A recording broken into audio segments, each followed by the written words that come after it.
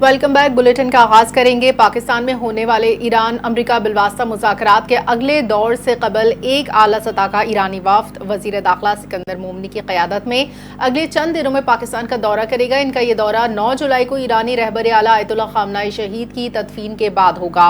इस दौरे का ऐलान गुज़िश्ता हफ्ते पाकिस्तानी वज़ीर दाखिला मोहसिन नकवी के दौरा ईरान के मौके पर मुश्तरका प्रेस कॉन्फ्रेंस में किया गया था।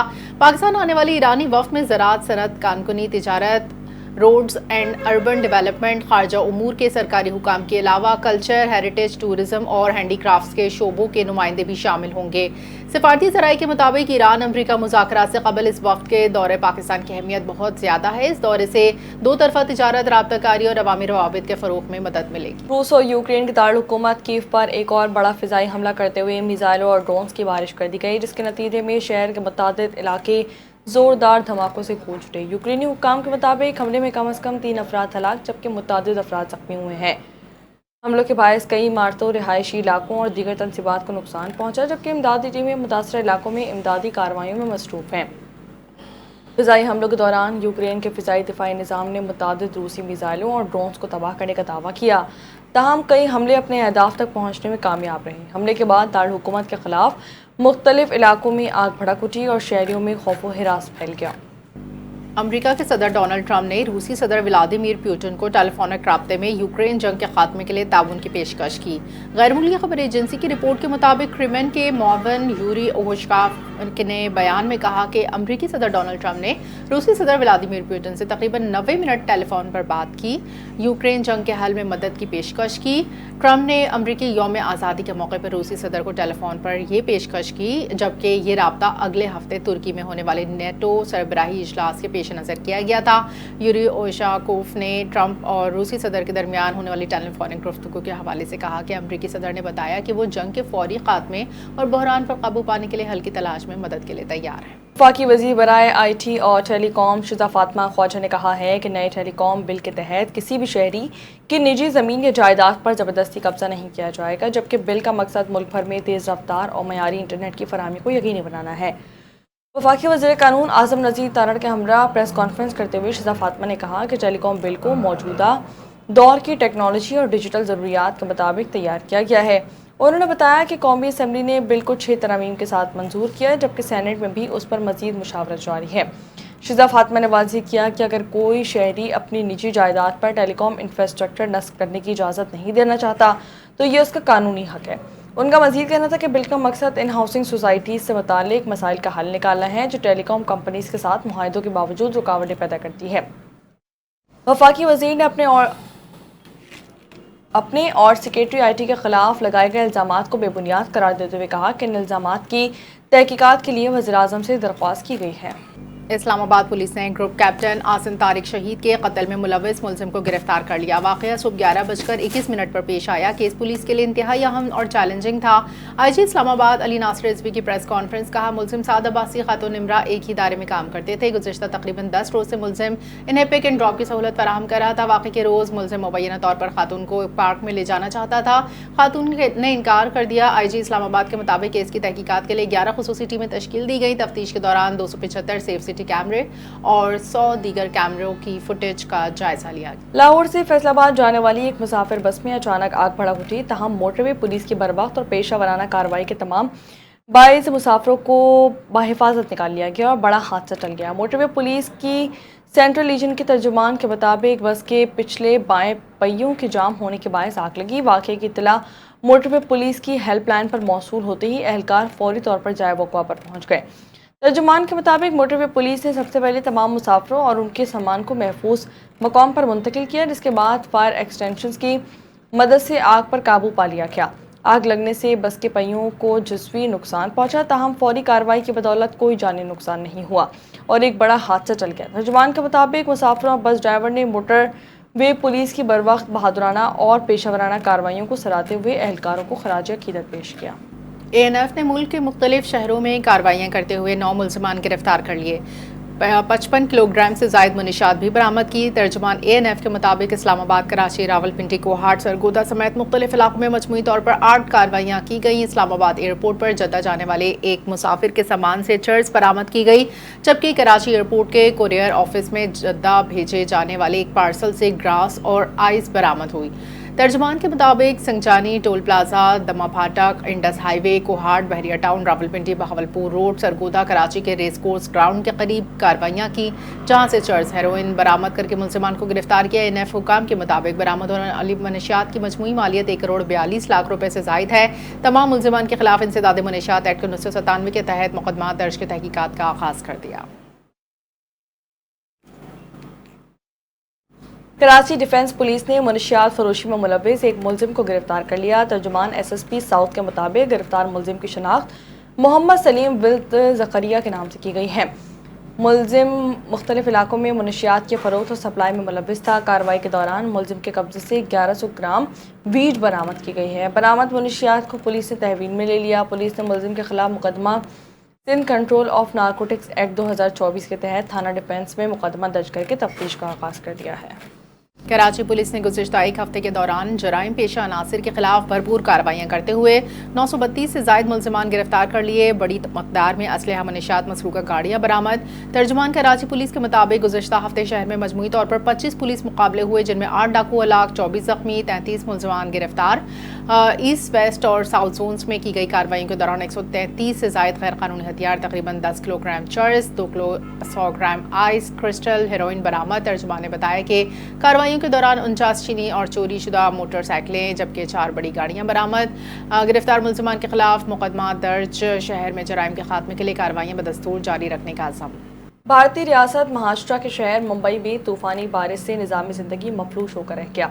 भारतीय मीडिया के मुताबिक गुज़िश्ता रोज़ मुंबई में मूसलाधार बारिश हुई। शहर के मुख्तलिफ हिस्सों में 12 घंटों के दौरान तकरीबन 200 मिलीमीटर बारिश रिकॉर्ड की गई, जिसके नतीजे में नशीबी इलाके ज़ेरे आब आ गए। शदीद बारिश के सबब से सैलाबी सूरत हाल पैदा हो गई, जबकि बारिश की वजह से दरख्तों और मकानात को भी नुकसान पहुंचा। कई सड़कें धंस गईं और ट्रेनों की आमदोरफ्त भी मुतासर हो गई। मुसलसल बारिशों की वजह से थाने, पालघर और नवी मुंबई के साथ साथ पुणे के भी खित्ते में भी मामूलात ज़िंदगी दरहम बरहम हो गया। मीडिया रिपोर्ट्स के मुताबिक होने वाली लैंडस्लाइडिंग के वाक़यात रोनुमा हुए। सैलाबी सूरत हाल की वजह से राब्ता सड़कें मुतासर हुईं, जबकि सैलाब से मुतासर इलाकों से लोगों को निकाल कर महफूज मकामात पर मुंतकिल कर दिया गया। वेनेजुएला में तबाहकुन ज़लज़ले से मरने वालों की तादाद 3000 से तजावुज़ कर गई। वेनेजुएला की वज़ारत इत्तलाआत और नशरियात के मुताबिक 24 जून को वेनेजुएला में 7.2 और 7.5 शिद्दत के 2 इंतहाई ज़लज़ले आए। हुकाम ने तस्दीक की कि तबाहकुन ज़लज़ले के नतीजे में अब तक हलाकतों की तादाद 3342 हो गई। इमदादी कार्रवाइयाँ जारी। कार्रवाइयों में 3000 से ज़ायद बैनुल अक़वामी इमदादी कारकुनों ने 30,000 मुकामी एहलकार शरीक।